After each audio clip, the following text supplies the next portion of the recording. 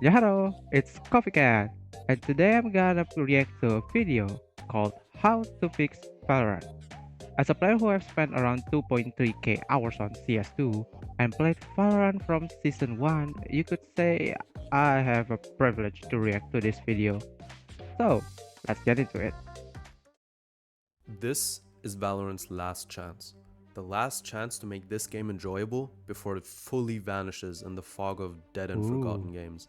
Now, hmm, if you know my channel, you will also know that I like to, what the hell let's is say, that profile? minimally criticize the way this game has been developed, and for good reason. But in this video, I want to show actual ideas, actual solutions to the problems that I call out in all my other videos. Oh. Starting off, let's talk about core gameplay since that's what a game is supposed to be all about, right? One of the biggest problems that Valorant has is that Riot is playing a numbers game. They are Mm-hmm. trying to make it as easy as possible to play this game so that their player numbers keep rising and make their investors happy. To Mm-hmm. manage this, they constantly release updates and patches that lower the general skill floor, but also individual skill floors for abilities and agents. True. Ultimately, this also lowers the skill ceiling for each character, which is a problem. The more each agent is restricted, the more similar they all are to each other. The Mm-hmm. less it actually matters which agent you play, and the less a player can individualize his playstyle. As a solution, Uh-huh. abilities and agents should be designed to actually be difficult to play and hard to master. One Mm. great example is the visual and audio cue for when a smoke is about to fade. The smoke timings were one additional skill a smokes player had to learn and Mm-hmm. could play around with in a match, and therefore all other players also had to individually develop a way to deal with smoke timings to counter those players.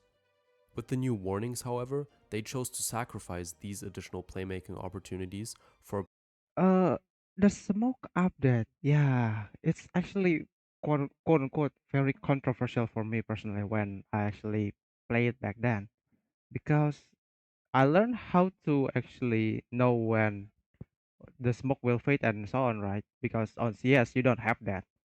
And when Valorant actually update that patch, it really I don't know messed up a lot of people's timing, because the enemy already know like when the smoke's gonna fade, so they like, oh, okay, I'm gonna aim at the smoke, make it like always pre-aim by the enemy, which is crap. It's a bad update. And also, uh he said that foreign are more centric to actually players. He said it in Ah, so he said that he Valorant is updating the game to be more a little bit centric to player count rather than player enjoyment, which is true. The skill ceiling of the game is very very low, re- uh, compared to CS2 because you could do a lot of stupid stuff in Valorant. I'm not gonna lie. You could run and gun, you could throw your skills randomly and so on, and it will work. Yes, I know. If we're talking a little bit on the higher rank, like for example, I don't know, diamond or ascendance, then yeah, maybe it's a little bit different. It's more like an aim centric, right? But for the lower bracket where I mostly spend my time on, I'm on gold 3 the last time I play it, is that uh a lot of people who actually don't know how to play the game, just like do random stuff and it works for them, but it doesn't work for me. I don't know if it's a skill issue. I don't know if it's just being very lucky. I don't know. But yes, the player enjoyment are being sacrificed for the player count. where you can just turn off your brain and mindlessly hold angles because the game does the thinking for you. I would start by taking out these beginner friendly cues from mechanics, but I would also mainly focus on creating new and exciting characters like Yoru and Astra that have a Oh. way more complex mechanic that can also be used more creatively. A counterexample would be a character like Teo, who is a pure copy of three other agents, has Hmm. no individual feel to him, and is a product of zero Yeah. ingenuity and creativity. It's literally just a character where you press three buttons and the game pretty much does the thing for you. Yeah. Yeah. Tejo, character or agent is not that great by skill, and also by if we compare it by skills, he's not really that great to be honest. When it comes to maps, this game has lost all its former glory. I don't know who is in charge of the latest releases or who is giving them weird assignments, but this has got to stop. There's a reason why the most liked maps are still the maps from the first 2 years of development, and why every new map True. has been considered trash by the community. Yes, true. Work with the community if needed. Other games have done this in the past too, where community members were given access to a map creator and submissions were sent in. At Mm. least listen to us. This would even reduce cost for the map design if that's your main concern. All the devs would have to do is look over the ideas and maybe tweak a few points that didn't correlate with their own ideas. Just Yeah. imagine what it would mean to some people if their favorite pro team played on their own map. CS2 already did it, and they did it better, like from any other game. You like if you submit a map on the workshop on the CS2 and people actually play it and people like it, Valve will actually take it. There's a lot of examples about it, and yes, that's the greatest way to actually take on this. It would be a great community project and a sign that Riot is willing to work together. And there's always enough professionals in a community to really bring these projects to the next level.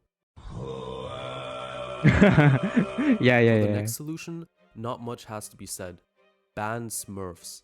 It's a huge problem in gameplay integrity and a big reason why the ranked system seems to be so bad to begin with. And I know Mm, most of Riot's favorite big creators do it all. I mean, without smurfing, funnily enough, they couldn't be content creators for Valorant. Because the rank true. grind is literally the only content this game has to offer. But it's not like they should be allowed to do it just because they have more followers. Mm. So, add an option to report a smurf and ban them. It's easy to check someone's. I already cried to Riot to add a button for smurfing for from the first season. Yes, from the first season we already facing with smurfs, and the third or the fourth season it's very bad to the point I'm actually quitting the game because of smurfs. Account or if they logged onto different accounts on the same computer. I mean, just ask your kernel core spy software, it probably knows what they had for lunch today. Boom. See, he said it the same thing about me. Kernel anti-cheat is a spyware. That's everyone already know it. I already make a short about explaining what is kernel anti-cheat and why it's very dangerous. And this is and you could say that a lot of people in the community understand the danger of using a kernel anti-cheat. Next up, and probably one of the biggest Mm. reasons why this game just seems so incredibly boring and dull after a while. There is nothing for you.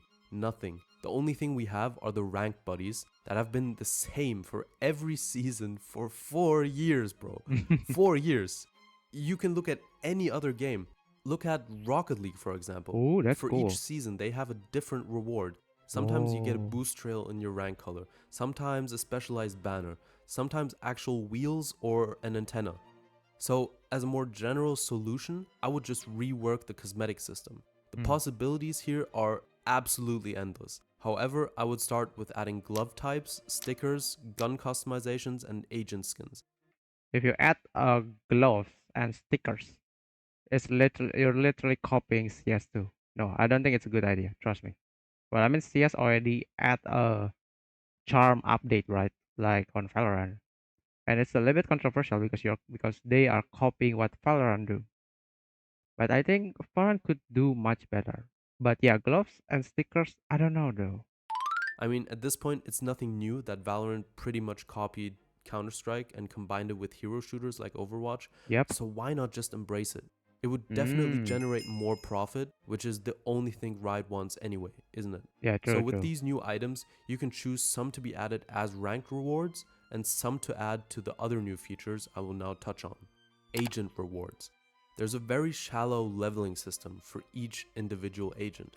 However, the rewards are so bad that they aren't really worth mentioning. The problem is that these challenges used to be XP based and are Mm. now unlocked through kingdom credits. And these credits are just garbage, man. They realized that people were unlocking and leveling agents too fast for their liking, so they just locked it behind a third in-game currency that you have to Yeah. grind in games, but which also has a cap, which is basically just there to slow your progress. The Mm-mm. solution I propose is to simply get rid of this shitty credit system and revert back to XP. Then I would add 10 to 15 challenges for each agent, ultimately ending with an additional character specific gun which isn't a pistol skin. You can give Mm-mm. us anything from a Vandal to a Ares to an Nah. Odin. People would try to grind that skin. I would also rework the Battle Pass, which currently is just a way of saying that you got cheap Radianite. To make it easier for Riot, they wouldn't even have to change the concept of the Battle Pass. I would just add more levels to it. Up to level Mm. 50, you can keep the standard low level rewards, but going through level 75 to 100 would grant you some very good cosmetics, like guns with animations or even little effects. Most importantly, however, I would add Valorant points to the Battle Pass, so you have Okay. a way to gain enough points to not have to buy the next Battle Pass at full price every time. Oh. Fortnite, Rocket League, and even Marvel Rivals have this system already implemented. Fortnite and Rocket League even take it a step further and give you extra points that you can save up to buy other things in the shop additionally to the Battle Pass. Of course, only if you grind it to 100%. Or you Mm. do it like Marvel Rivals and you only get part of your points back, so that you essentially have to buy 2 Battle Passes to get the third one for free. But Oh, that's even pretty that good. would be a first step at least. Now, to the last part. Oh, the bread and butter of Valorant. They milk the crap out of this. I wanna know what his take, and I'm gonna tell you my take about my opinion about Valorant skins. In my proposal, I would slowly bring down skin pricings to $40 max. Yes, I Skins agree. should have never been this expensive in the first Mm. place. Now, before you say that it's not financially possible, all of this lost revenue can now be made back by the additional cosmetic items and would probably even increase revenue. While Mm. weapon skins would become more accessible and less expensive, it would also increase the quantity of skins sold. Now, Mm. I am very aware that at least this part of the game will never change. Oh, Not as yep. long as there are enough geniuses out there buying these bundles for $100. But at Yep. least this way, these guns would still be accessible through a hard grind if they add Valorant points to the Battle Pass. This Mm. wouldn't change anything about the amount of weapon skin purchases, because let's be real, the people that are wasteful with their money or have no self-control over themselves will Mm. still buy these skins no matter what.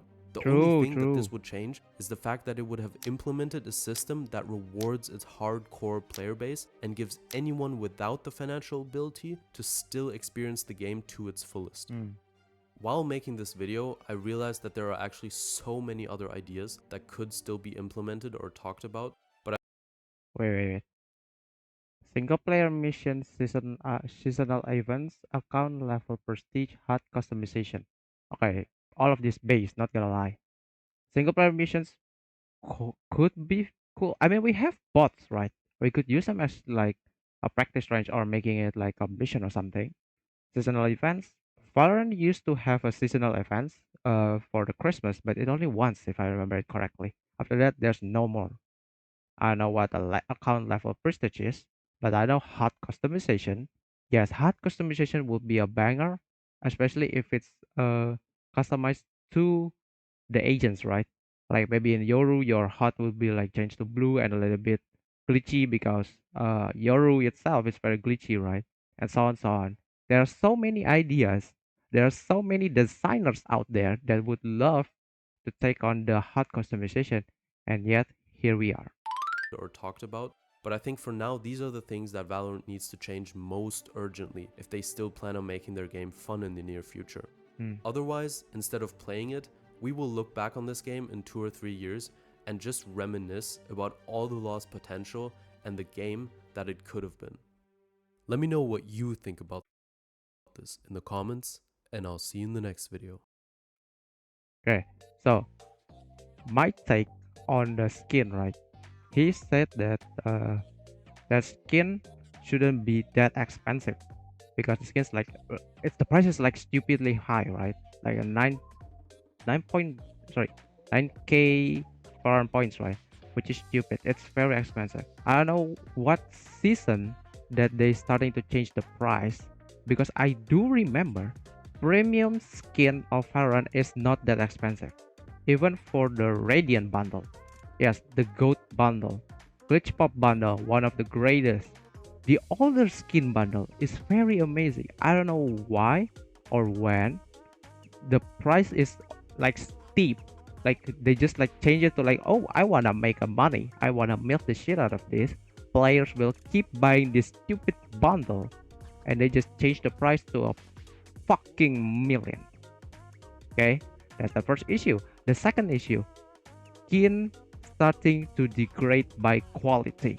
Yes, every update in the bundles, every new bundle that actually came out in the last, I don't know, 1 to 2 years, all of them the same skin with different animation, or different skin, different models, but with same animations. You could say, um, there's a lot of it. Sorry, I can't remember it now, but there's a lot of it. Trust me, I know it, and you know it, and you know that this is stupid. Okay, I know that some of it like very cool. I know one or two that I really like in the recent time is the Araxis bundle, and the second one, the second of the Araxis bundle that includes the Phantom, and also the furry one, the where you have like a kit, sorry, a fairy or a kitty in the iron side. I kind of forget. It's a little bit cute. I understand it's for the. I'm not being sexist, okay? For the girls, it's very cute. Not gonna lie. If I'm a girl, I will buy it. And if the price is not that stupidly high, I will buy it even as a man, because the price is so stupid. It doesn't make any fucking sense. Why is it supposed to be that high? But yeah, here we are. That is my take, that is my reaction on this video. I say he nailed it. All of his opinion is based, and I do think that if Riot want to actually expand their game, they need to take this guy advice to actually fix the game. A lot of players already complain about it, even myself. That's why I quit Valorant. But yeah, I don't know though. What's your opinion about it? Because I do think that Valorant gonna die sooner or later. They're gonna die if they didn't change how they approach the consumer or the players. So yeah, what do you think? Give me your opinion. If you like the video, don't forget to like and subscribe. I will do a more reaction video. If you have any ideas or topics that I should react to, just comment it down below. Anyway, see ya!